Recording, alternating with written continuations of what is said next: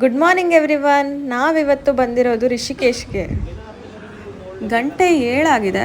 First ನಾವು visit ಮಾಡ್ತಿರೋ ಜಾಗ ಬಂದು ಶಿವಾನಂದ ಆಶ್ರಮ. ಹೋಗ್ತಿದ್ದ ಹಾಗೆ ಮೆಡಿಟೇಷನ್ ಹಾಲಲ್ಲಿ ಹಾಫ್ ಆನ್ ಅವರ್ ಮೆಡಿಟೇಷನ್ ಮಾಡಿದ್ವಿ. ತುಂಬ ಪೀಸ್ಫುಲ್ ಆಗಿತ್ತು ಆ್ಯಂಬಿಯನ್ಸಲ್ಲಿದು. ಅಲ್ಲಿಂದ ಮುಗಿಸ್ಕೊಂಡು ನಾವು ದೇವಸ್ಥಾನಕ್ಕೆ ಬಂದ್ವಿ. ಕರೆಕ್ಟ್ ಟೈಮಿಗೆ ಮಹಾಮಂಗಳಾರತಿ ನಡೀತಿತ್ತು. ಸೊ ನಮಗೆ ಒಳ್ಳೆ ದರ್ಶನ ಕೂಡ ಸಿಕ್ತು.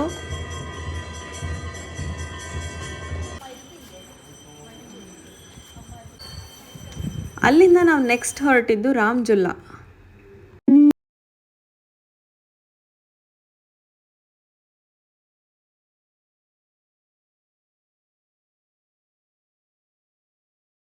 ಅಲ್ಲಿಂದ ವ್ಯೂ ತುಂಬ ಚೆನ್ನಾಗಿದ್ದರಿಂದ ಒಂದೆರಡು ಪಿಕ್ಸ್ ತಗೊಂಡು ದೇವಸ್ಥಾನ ಕಡೆ ಹೊರಟ್ವಿ.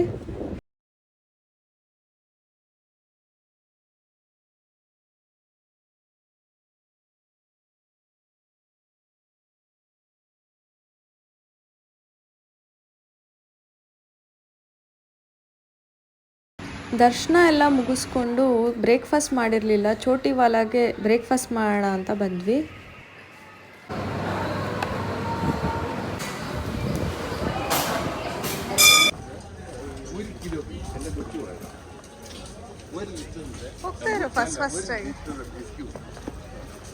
ನೆಕ್ಸ್ಟ್ ನಾವು ಪ್ರಯಾಣ ಬೆಳೆಸಿದ್ದು ಪರಮಾರ್ಥ ನಿಕೇತನ್.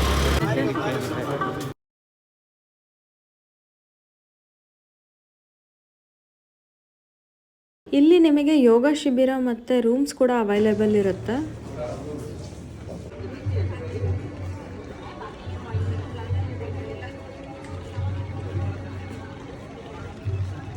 ಇಲ್ಲಿಗೆ ಫಸ್ಟ್ ಎಂಟರ್ ಆಗ್ತಿದ್ದ ಹಾಗೆ ಭೋಲೆನಾಥನ ದರ್ಶನ ಆಗುತ್ತೆ. ಜಾಗ ತುಂಬ ಸುಂದರವಾಗಿದ್ದು ವೀಕ್ಷಣೀಯ ಸ್ಥಳವಾಗಿದೆ.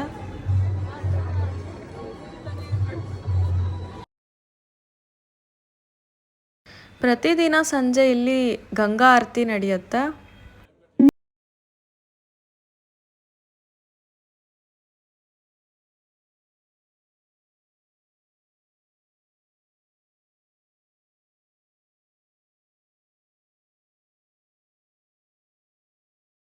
ಇಲ್ಲಿಯ ಪೇಂಟಿಂಗ್ಸ್ ತುಂಬ ಅದ್ಭುತವಾಗಿದ್ದು ಪ್ರಕೃತಿಯನ್ನು ಸವಿಯುತ್ತಾ ಮುಂದೆ ನಾವು ಪ್ರಯಾಣ ಬೆಳೆಸಿದ್ದು ತೇರಾ ಮಂಜಿಲ್.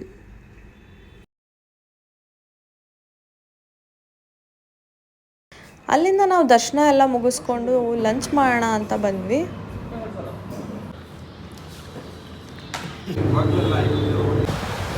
ನೆಕ್ಸ್ಟ್ ನಾವು ಹೊರಟಿದ್ದು ಲಾಕಮಂಡಲ್.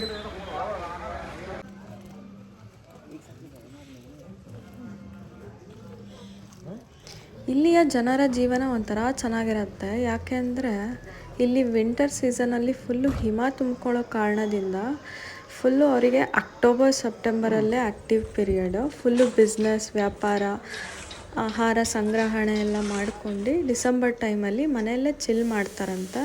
ಹಾಗೆ ಮಕ್ಕಳಿಗೂ ಕೂಡ ಇಲ್ಲಿ ಸ್ಕೂಲ್ಸ್ ಇರೋದಿಲ್ವಂತೆ. ಫುಲ್ಲು ಜಾಲಿ ಅವರು.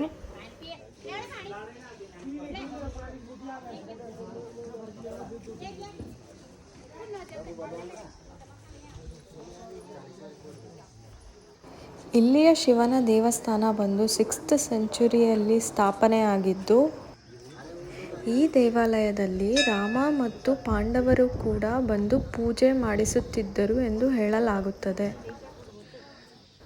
ಹಾಗೂ ಇಲ್ಲಿರುವ 4 ಲಿಂಗಗಳು 4 ಯುಗಗಳನ್ನು ರೆಪ್ರೆಸೆಂಟ್ ಮಾಡುತ್ತವೆ.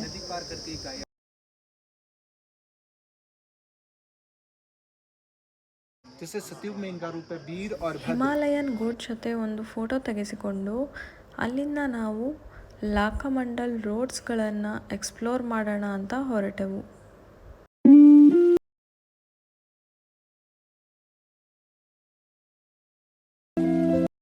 ನೆಕ್ಸ್ಟ್ ನಾವು ಡನ್ ಫಾರ್ ಟುಡೇ ಅಂತ ಹೇಳಿ ಪ್ರಕೃತಿಯನ್ನು ಸವಿಯುತ್ತಾ ರೂಮ್ ಕಡೆ ಹೊರಟೆವು.